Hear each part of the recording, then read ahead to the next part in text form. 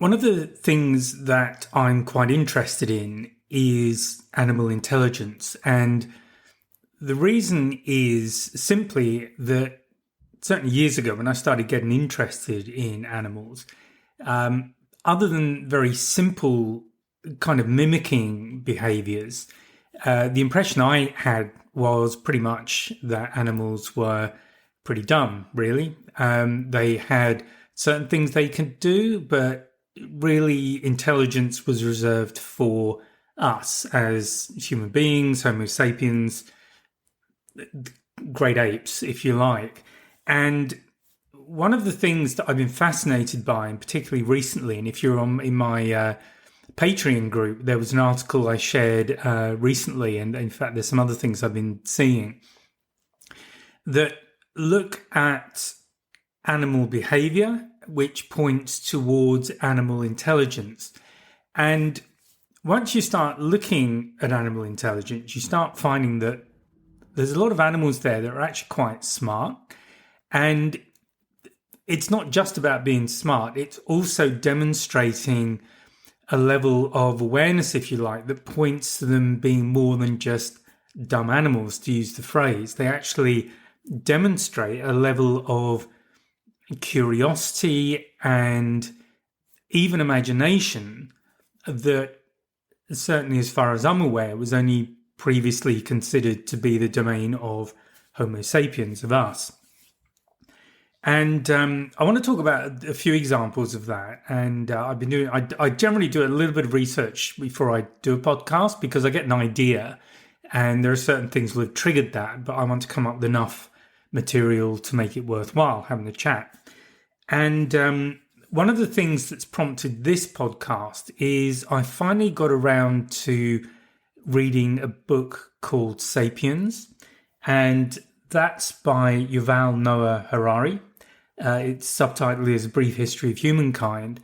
And it's a book, it's kind of odd because it's a book that I've been interested in for some time, that I've been meaning to buy for some years and read, but never quite got around to it. And then I was staying with a friend a few weeks ago and he had a copy of it. So he'd read it and I wandered off with it.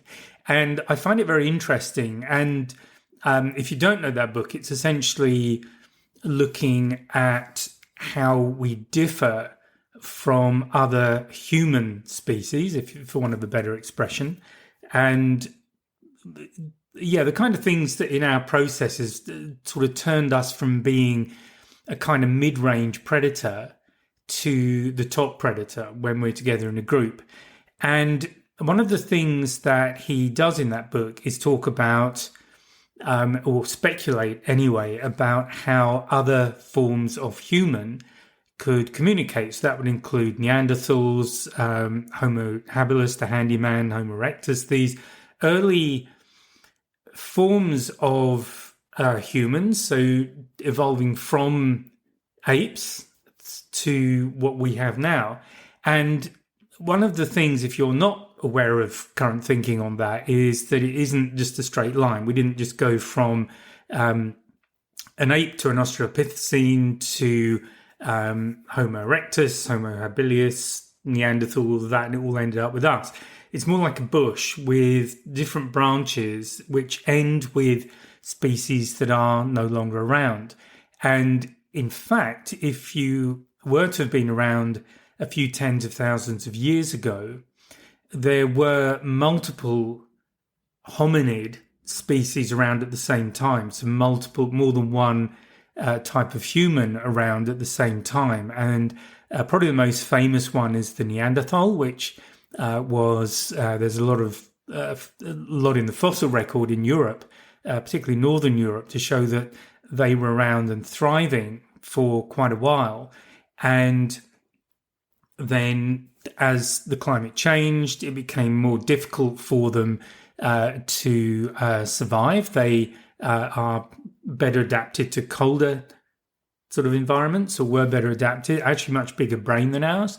And also Homo sapiens, which are believed to have originated in Africa. And I was lucky enough to visit Olduvai Gorge in Tanzania on one occasion, which is considered to be, although there's some dispute, as always with these things, but considered to be the birthplace, easy for me to say, of human beings. So as Homo sapiens kind of moved out in bands over thousands of years, and when they connected with Neanderthals, basically the end result was Neanderthals disappeared and Homo sapiens became the dominant ape, if you like, for want of a better expression.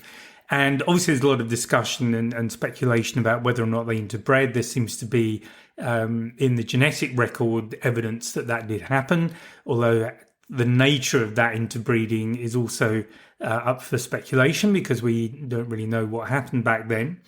But the reason I'm talking about this is that in this book, Harari speculates on the ability of Neanderthals to communicate, because they definitely had all of the physical equipment they needed to speak, but he kind of speculates the more imaginative part of it. So they would have had a word for a river, a horse, a hill, whatever, but things you could point at and look at.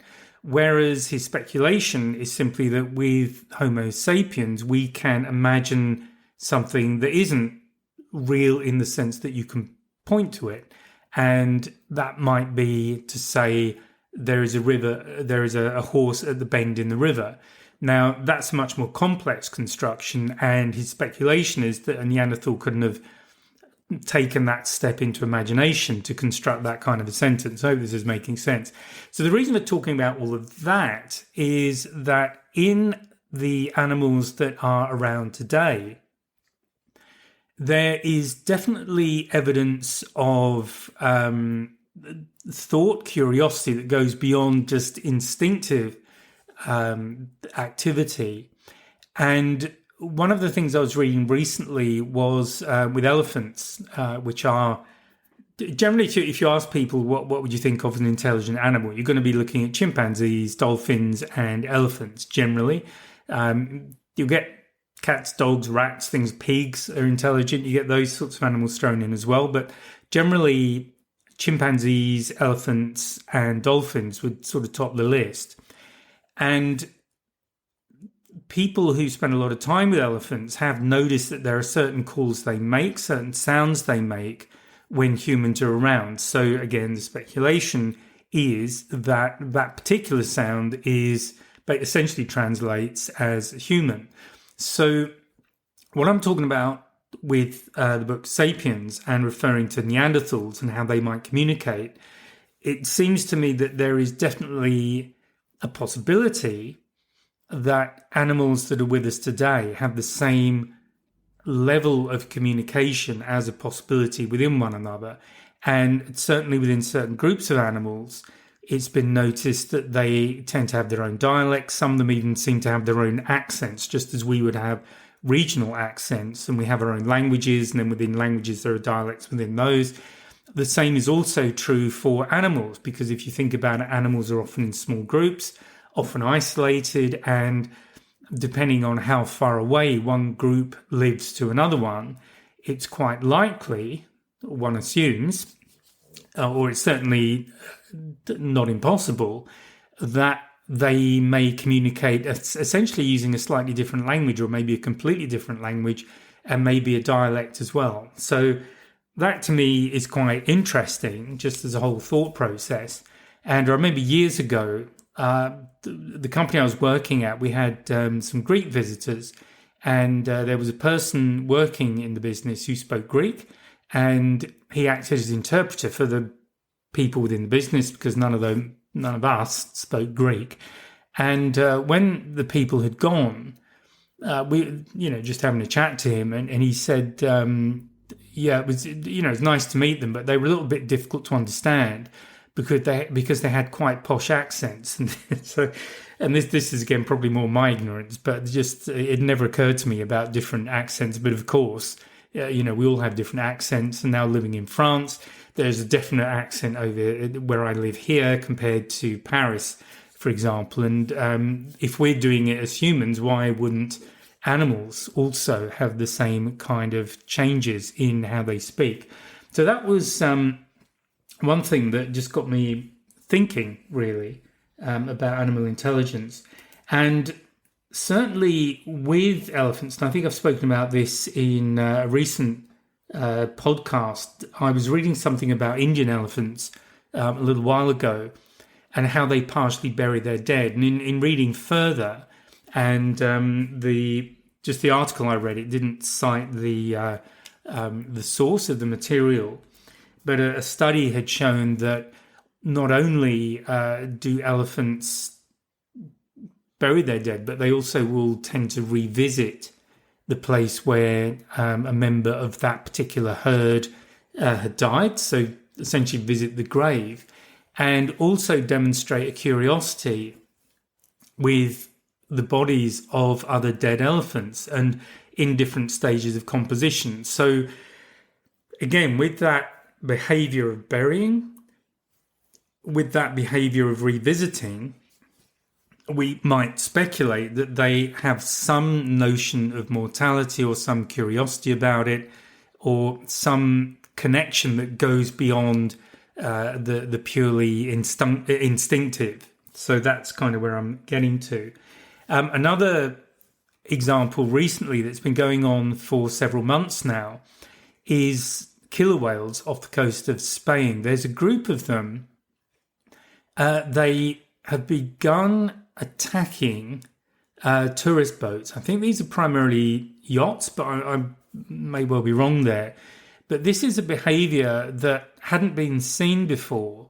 And as far as I'm aware, it's only happening in this area in Spain. But these attacks have become more frequent in recent months and with more intensity about them. And it's a very unusual behavior for killer whales, for orcas, because while they'll tend to hunt in packs and they'll go after humpback whales, particularly the calves, and other animals in the ocean, seals, obviously, penguins, things like that, if they're down south. The thing is, they don't normally attack people, so it's unusual to have orcas attack people, and certainly to attack boats is, as far as I'm aware, a fairly unique situation.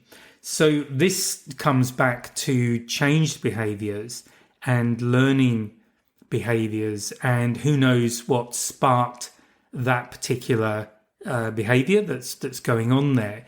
But again, it just raises that possibility that there is more to them in terms of their awareness and their consciousness than possibly we've given credence to in the past. So I thought I'd run through a few animals that, because I don't know where you are. It might be some, not in Europe, might be in Australia, US, wherever. So wherever you are, though, there will be animals around that demonstrate interesting behaviour. So with the example of dolphins, it's certainly been observed that some pods of dolphins will use mud to create traps or sponges to protect themselves against coral as they're looking for food. So that points to tool use, which is, in fact, when you start to look at it, not that uncommon. Ravens are another one. So birds also, there are more intelligent birds out there than, or some are more intelligent than others. And they certainly seem to be quite good at selecting things, at identifying certain objects. They've learned how to open boxes with keys. And these would be boxes with some sort of a treat in them, but they've been taught to do that, and then they'll teach other birds how to do the same thing. Pigs are quite intelligent, although we often, don't think of them that way. And in fact, there was a research program at Purdue University. They have a Centre for Animal Welfare Research, and they had a very simple video game that the pigs could play. And essentially the point of that study was showing that the pigs demonstrated a level of skill that was higher than you would expect through pure chance. So, and obviously to do that, the piece had to understand how moving the joystick changed the moving point on the screen. So again, showing that level of intelligence. So I've spoken a little bit about elephants already. They certainly, one of the things that they are known for is using tools again. So they'll use their trunk to use a stick, and they'll use that to dig or for other things. But again, elephants will use their trunk. They're another animal that will make use of tools.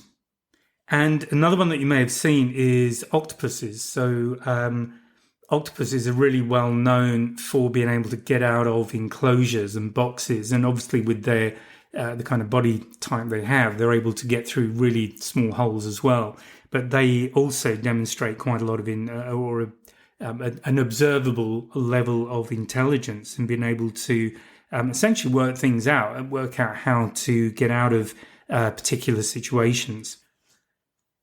Another slightly odd one is squirrels. So if you have squirrels around, one of the behaviours, obviously we know squirrels getting ready for winter will get nuts from a tree or wherever and then go and bury them so they can go and find them later. I was talking to somebody the other day who did say that, well, they actually don't find most of them again, but that's another thing that relate to memory. But one of the things that squirrels have been known to do is to, if they think they're being observed, they'll apparently bury a nut in the ground. They'll dig a little hole and apparently put it in, then fill it all in again.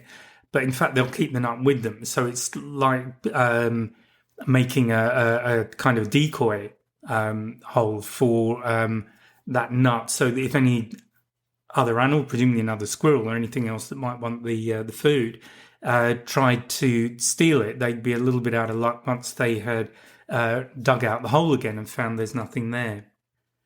Now, gorillas are interesting. So they're one of my favourites, having been lucky enough to see them in the wild in Uganda. And one of the most famous gorillas is a gorilla called Coco, and she knew more than 1,000 hand signs and 2,000 spoken words. So she could communicate with people around her, and that's pretty well known.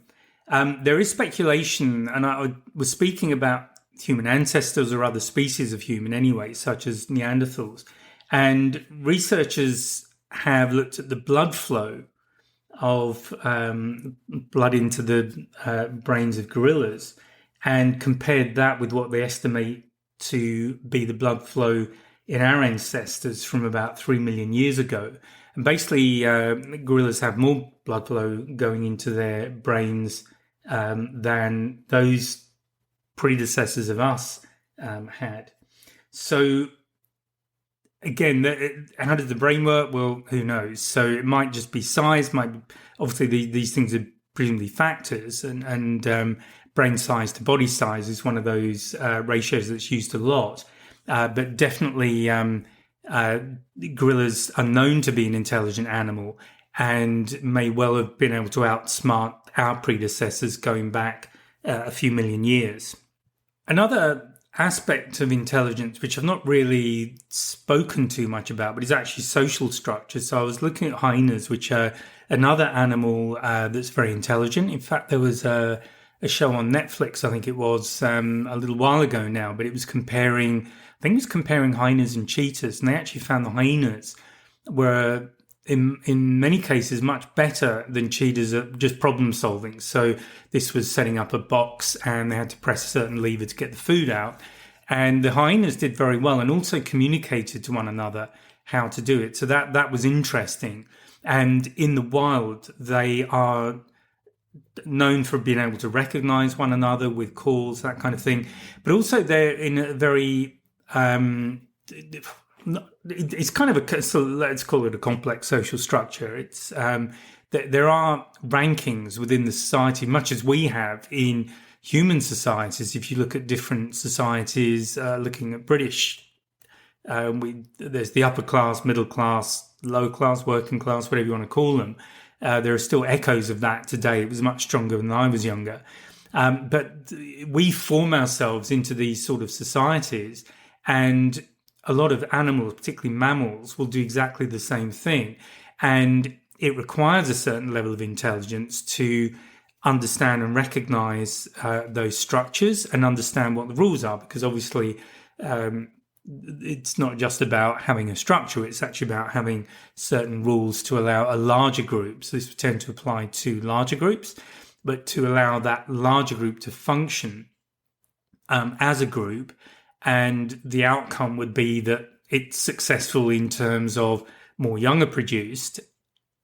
In some groups, though, looking at the human experience, what tends to happen is the people at the bottom, or those at the bottom, tend to not have such a good quality of life as those at the top. So from one perspective, from an animal perspective, that equals success. There are lots of young being born, but from a quality of life perspective, that may not always be the case. In fact, going back to Sapiens, the book I mentioned earlier, it's quite an interesting observation that is made in that book about successful animals in terms of numbers. And if we look at the numbers of animals that are around on the planet now, by far and away, the biggest number of animals in terms of percentage. So this would be in the region of, I think it's 70 to 80% of animals in the world are animals that we eat.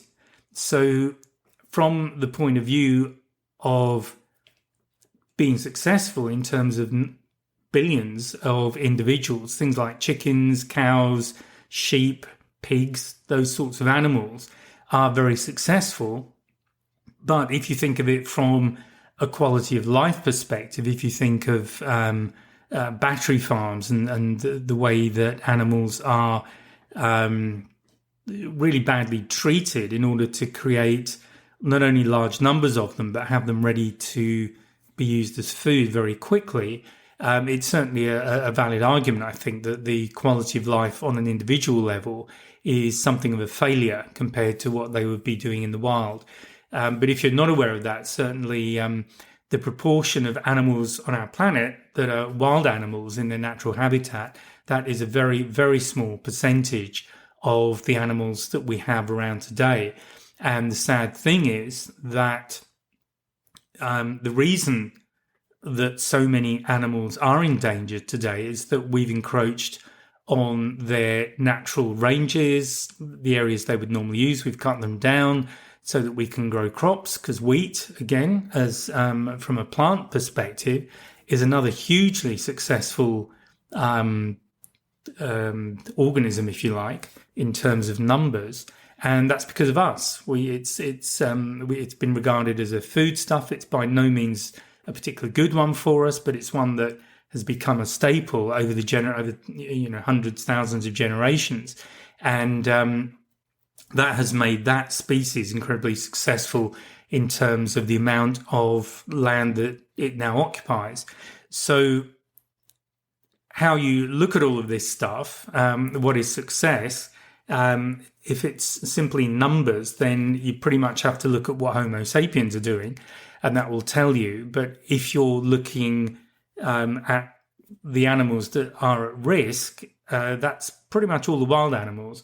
And one of the things that's prompted me in doing this podcast, so it's sort of unusual, it's not what I normally do, but hopefully it'll get you thinking a bit and asking some questions. But the fact is, and in fact, part of this was prompted by recently I was looking at, there was some images going around social media of the slaughter of pilot whales in the Faroe Islands. So what they do, I don't know why they do this, but they absolutely slaughter these animals. They do it with dolphins as well. They just herd them into a bay, and then people go in with knives and kill them. And the point about it is, what I find so objectionable, one of the things I find so objectionable to all of this, is that these are quite intelligent animals, and we really don't know just how intelligent and how aware they are. So, not wanting to make this podcast a crusade, what I do want to do is just perhaps get whoever's listening thinking a little bit more about, what do we really know about all these different animals? So we've observed things, certain animals have been studied, but obviously there are a lot of animals out there that we don't observe at all or very often, and that certainly haven't been studied. And the bottom line is we really know very little about how aware different animals are. And I think what's been found over certainly the last few decades, as researchers have spent more time looking into these questions, is that the results have been quite surprising and not what was expected at the time. So what's the point of this podcast? Well, it's sort of, I guess, to raise awareness a little bit, maybe to get you thinking a bit more about what's intelligence, how smart are these animals, and maybe we need to be doing something more to protect them. So one of the things that you can do if you're interested in doing that is just to reduce the amount of meat that you eat. And one of the things I like to do, one of the things, in fact, we were doing when I was on the project in Victoria Falls, we would have a No Meat Monday. So if you just cut your meat intake down by 1/7, have a meat-free day, that does reduce, if everyone's doing it, if you think of the sort of billions of people on the planet, then the need to have so many cows, because beef these days is very common, whereas when I was young, it was more of a luxury thing to have. And so much habitat has been lost for just beef, so you can have a burger at McDonald's whenever you feel like it. So think in those sort of terms. What can you do? What are you eating? What is the impact?